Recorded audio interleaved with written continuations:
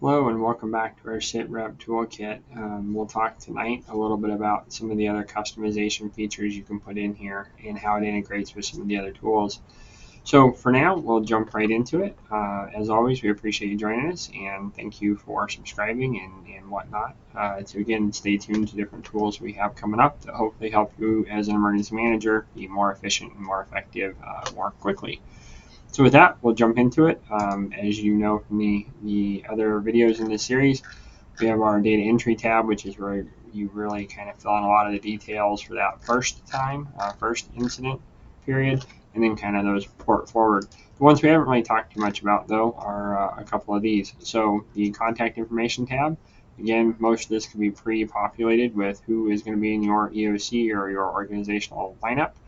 And so with that, you can come in here, fill in the name if you need to customize titles, put in what agency they're with, sections, and again, you can customize the section list down here at the bottom. We've got that right here. You can put in whatever you need it to be. We've got some others, but you can see we put in section, right?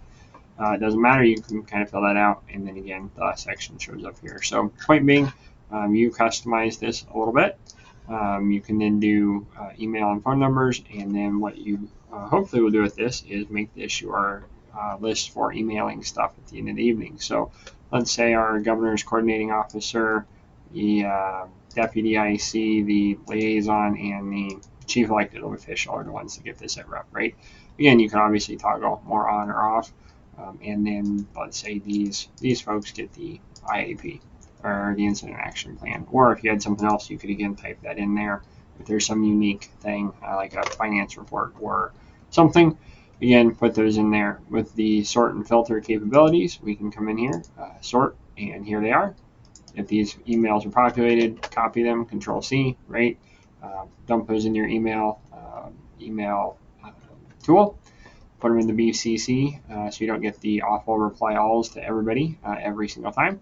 We put that in there, and then you could, again, once you get your PDFs, put those in, just drag and drop them. You've got your email composed, hit send, you're good to go. As folks come and go, as folks demo, you can uncheck them, right? And again, pull a new report, which then sorts and filters and brings them right back to the top. Same with IAP or other to, again, help you just manage your who gets what when and your contact list, which is always an uphill battle. So as you can imagine, this contact info tab, if you need to lock this permission down based on who can change it, so you don't have everybody and their brother in here, it's the same for all the tabs. You can see some have this handy little padlock on them. And what we do to get at these is just protect sheet. After you click on the little drop down, we'll hit set permissions, and you can do one of two things. I can do show a warning, so if you have somebody who's not supposed to work on this, it'll pop up and tell them, hey, think about what you're doing.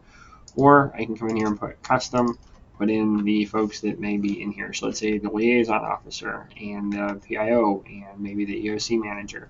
I would put those names in here, or emails rather, hit done, and it will then lock the tab and everyone else can see it, but only those three folks can edit it. And so what we're going to do is we're going to go ahead and remove the permissions here. And we'll just say a little warning, right? From there, that contact information tab populates the skill inventory tab, which we've talked about in another series, but you can then put in whatever skills might be useful. Let's say copy making, because that is big in an EOC. You can come in and put has, need, wants, or no. Let's say these people need that training on how to make coffee. Again, we can use the sort and filter, pulls those things up there together, and then you can see kind of who needs it. And when we schedule courses, or maybe this encourages you to schedule a course if you have needs and wants, you can certainly do so. Also, if you're trying to figure out who has the skill set, right, you can then sort and filter by that, and then say, hey, so-and-so is good at whatever skills you potentially were looking for, and then you can go from there.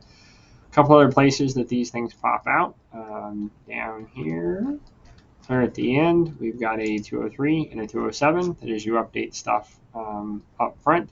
They come back here and they fill in on the 203 and the 207.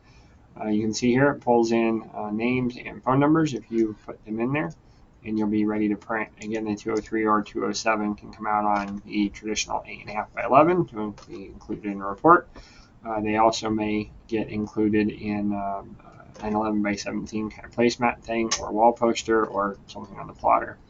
There is a spot to put a final org chart in, and so similar to our map making, we'll go ahead and do a screen capture or a snipping tool.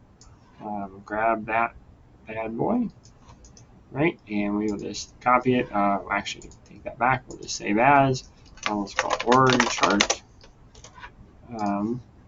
And in order to display these in some of your printable reports, there's a spot here for your organizational chart image, right? And we can then just go insert image in cells. We are going to upload it because we just downloaded it.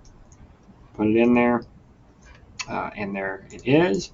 And now when you come back here and you do your other printables, some of your stuff where these are included.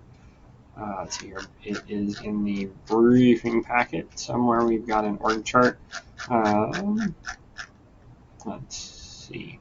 Anyhow, it's in there somewhere. Organizational chart, page 10.